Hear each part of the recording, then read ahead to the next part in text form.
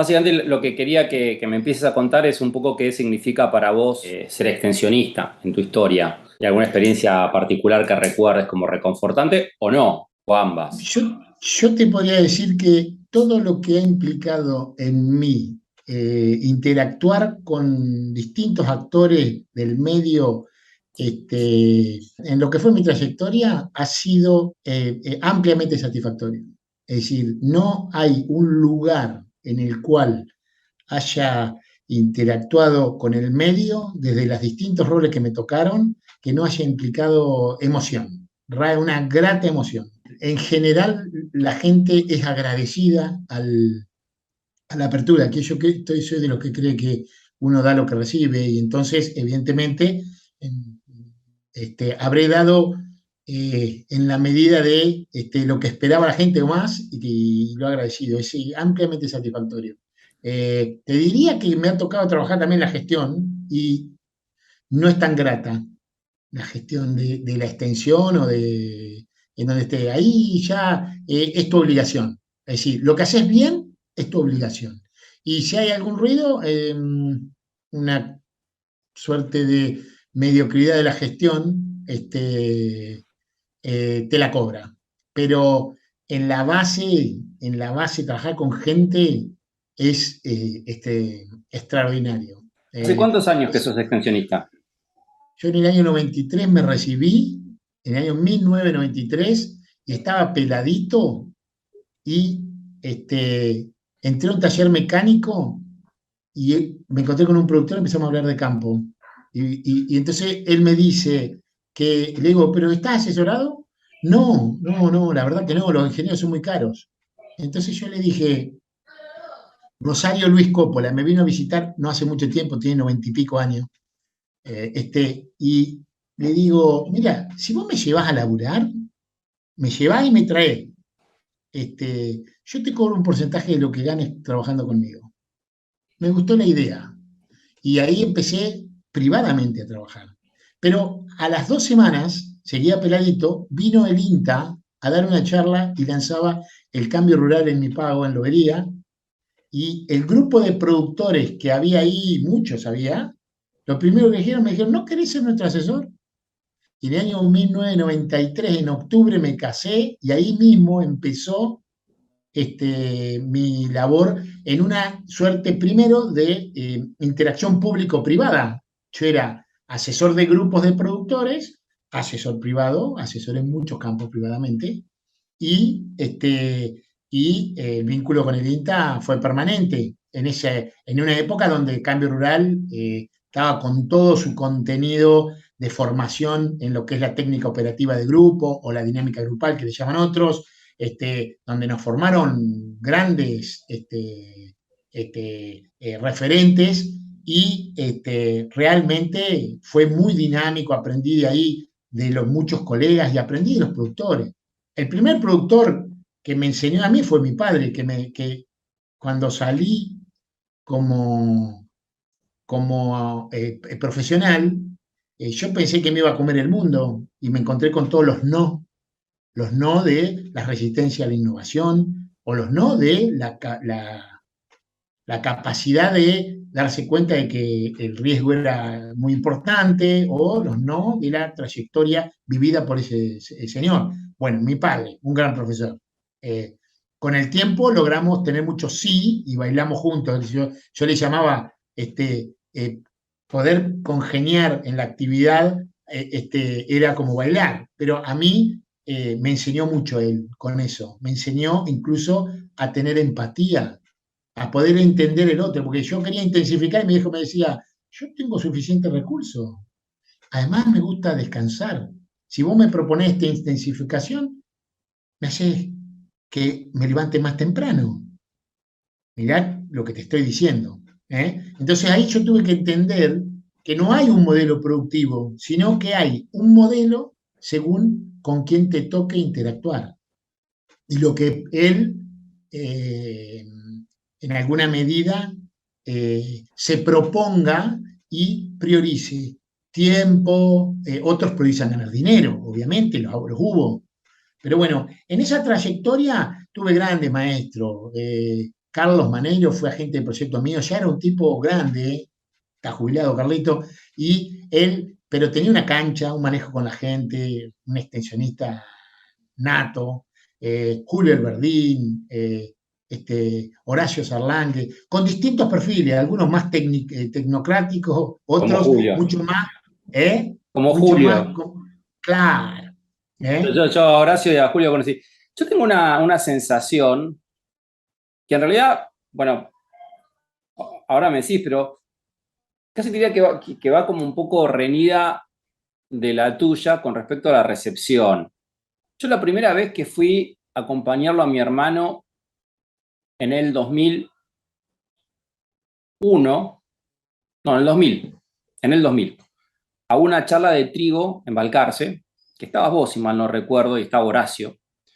Y me acuerdo que era una charla que daba Cambio Rural para asesorar sobre siembra de trigo que ya se venía del invierno. Me acuerdo que la daban ahí en Balcarce y encima después de la charla había empanadas y vino. Digo, yo ya solo por eso iría. Claro. Ujú. Y eran 15, no sé, 10. Y entonces, primero me llamó la atención. Después, mi primer análisis fue qué pasaba con la resistencia errónea de los productores que se negaban al progreso y qué pasaba con los saberes. Y en parte ahí arranca mi primer tema de tesis, que fue mi tesis de maestría. Yo ya estaba empezando. Y lo que me encuentro a lo largo de los años que hice la tesis de maestría, yo también me volví un poquito más crítico escuchándolos a los productores. Cuando digo, yo a los productores y los interpelaba con ellos, decía, escúchame, a vos te están dando todo gratis. Te están dando un asesor que vos no podés pagar. Estoy hablando de pequeños productores, un Claro. chacarero chiquitito. Y vos no lo tomás, o sea, ¿qué te pasa? Y entonces encontré respuestas como de diversa índole, pero algunas del estilo, a los ingenieros agrónomos hay que hacerles caso por la mitad, porque ellos te quieren vender todo. Los ingenieros agrónomos tienen todo en los libros, pero no se levantan temprano y no arriesgan nada. Los ingenieros agrónomos no son los que viven del campo. Y después de eso, me encuentro, ya con un análisis un poquito más desde afuera y estadístico, con que, de hecho, tengo un trabajito hecho sobre Clarín Rural, ¿no? Si vos ves Clarín Rural, se la pasa promoviendo el modelo agronegocio, siempre te muestra, la mitad del suplemento son historias de ganadores, de exitosos, que hicieron todo lo que había que hacer y ganar. Y lo que yo me encontré en el campo fue que es cierto, digo, hay muchos de estos, o algunos de estos. Después te encontrás, y fue el caso de mi hermano, los que hicieron lo mismo, que son muchos, y la poca espalda, algún tropezón, digo, un modelo con alta demanda de insumos, aquel que no tenía espalda y era pequeño, lo liquidó por hacer justamente lo que le habían sugerido que haga, aplicar tecnología de PUD, digo, y me encontré con los resistentes. Aquel viejo chacarero que se moderniza muy a media, muy a poco, sigue tratando en la medida de lo posible de que las relaciones sociales vecinales sean importantes, más allá de algunos costos, y sobre todo que el factor trabajo siga siendo lo más importante posible en comparación con los otros dos factores productivos que son la tierra y el capital. Y entonces, estos no, digo, no los pondría en el grupo de los ganadores, pero Perdón, sí, yo sí, pero mirá. digo, lograron perseverar en el tiempo. Digo, no fueron los que Claro, crecieron claro, en... claro, claro. ¿no? Son ganadores, porque el modelo, lo que propuso, estamos hablando de la época joven mía, cuando me viste en la charla eso, hoy no me vería ahí, pero lo que propuso en ese momento y todos compramos, porque uno se va formando a lo largo del tiempo, fue eso. Fue lo que terminó siendo el agrobusiness, fue la innovación tecnológica a partir de la tecnología de insumos, y realmente se dio en un contexto particular de relaciones de precios, en un contexto particular al inicio de relación de mercado. Es decir, el mercado al inicio no era bueno para innovar, tenía razón en gran medida los productores. Las relaciones de precio no eran tan malas. A mí me tocó asesorar productores con trigo a $80. Después cambió la cosa. Después del 2001 y antes un poquito, en los 90 hubo dos momentos que también fueron, pero a mí me tocó asesorar al inicio de mi carrera productores que se fundían, que tenían un nivel de endeudamiento superior prácticamente al valor de su capital, que después esa deuda se licuó con la devaluación de 2001, que esa deuda los términos de intercambio fueron otros y logró sortearse y pasó ese productor a quedar, pero en el camino quedaron muchos, afortunadamente no asistidos por mí cuando fui asesor privado, afortunadamente porque me dolía en el alma, hice lo imposible por tratar de ayudar a todo el mundo. Y en el camino, yo creo que en gran medida ese productor que vos decís que innova a medias, fue un productor que en esa trayectoria hizo las... Hola. Che, se te congeló. Hoy, el grueso del sistema está en el agrobusiness y hay una menor densidad de productores en modelos alternativos, que les llamo yo, que tienden a desligarse de esta dificultad de relación con la tecnología de insumo.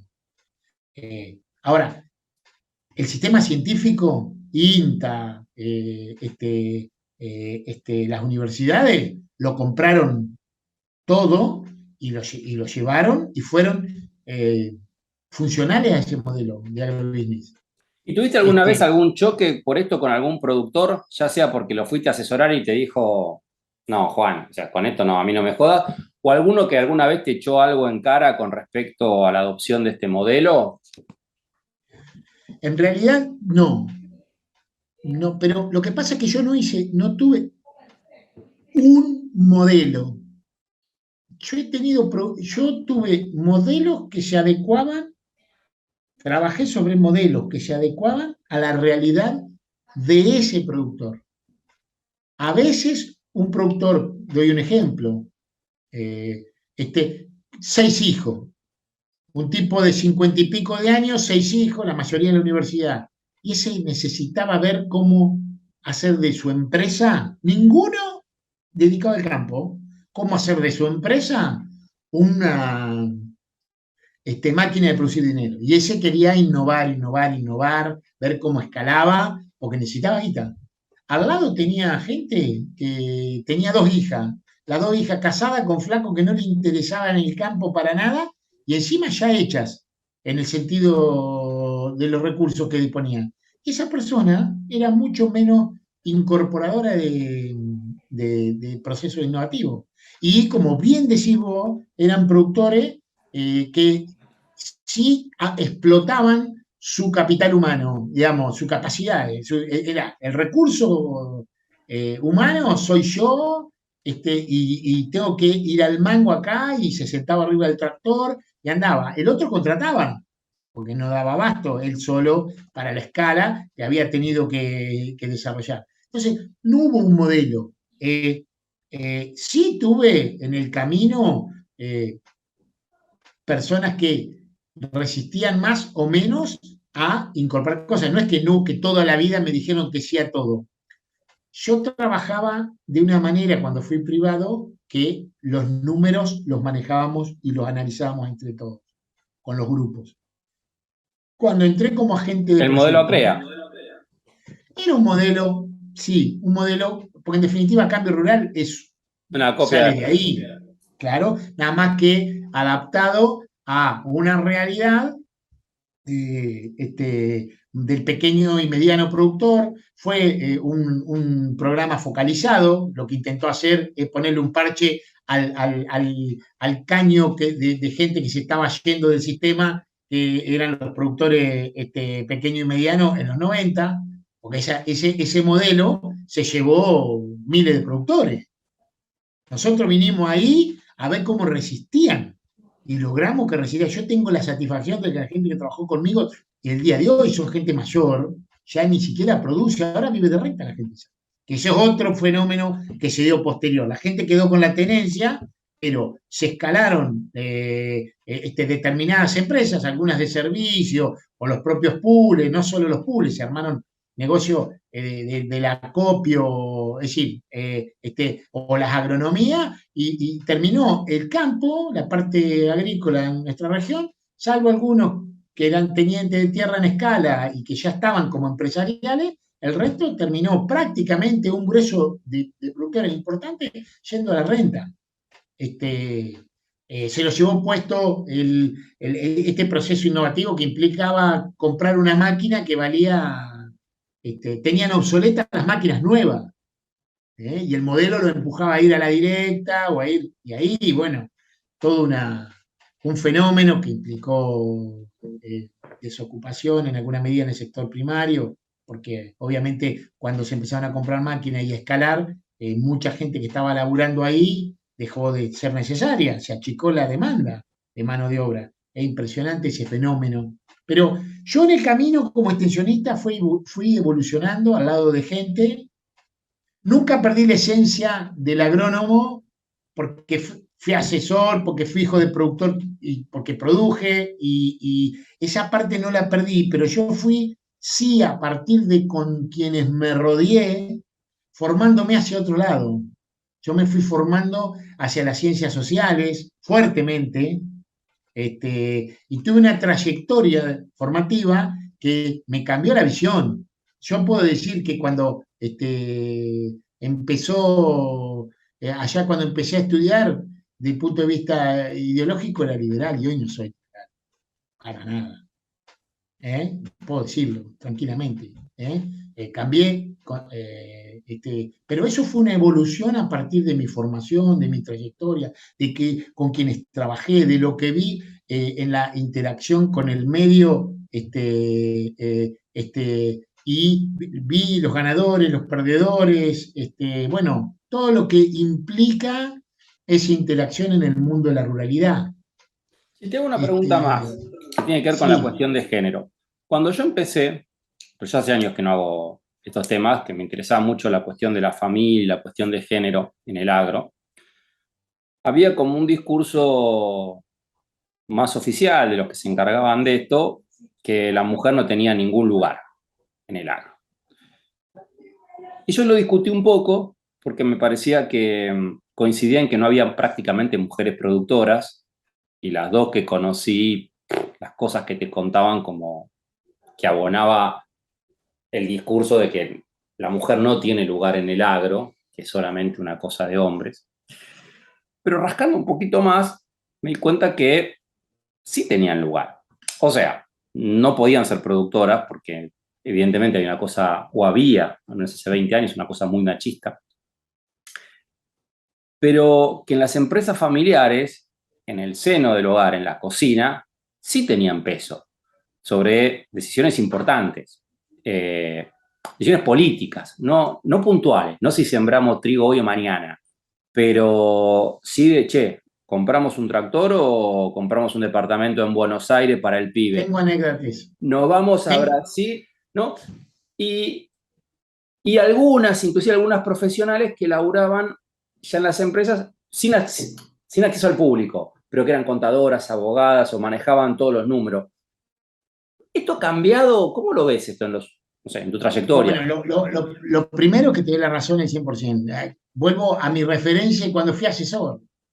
Yo lo primero que detecté fue eso. Yo cuando iba al campo, nunca hablaba con el productor sobre las decisiones sin estar delante de su familia.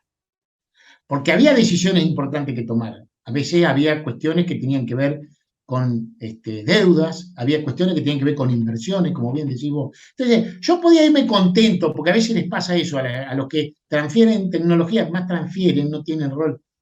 Van, dan una charla, les parece que ya está todo listo. Vos diste la charla y parece que la gente ya tomó la decisión porque no te dijo nada. Y la gente de ahí se va, se sienta a la mesa, conversa mientras cena, tal vez conversa cuando está acostado con su mujer, que es el momento que están solos, se da un momento de diálogo y se toman ahí las decisiones.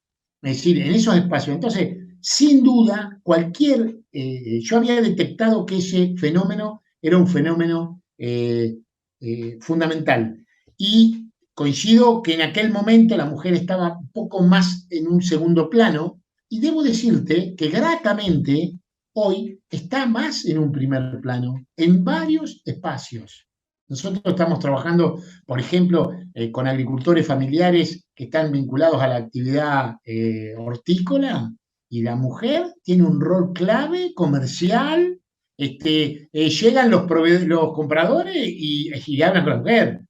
El hombre tiene otra asignación de tarea, la mujer acompaña en el proceso de trabajo.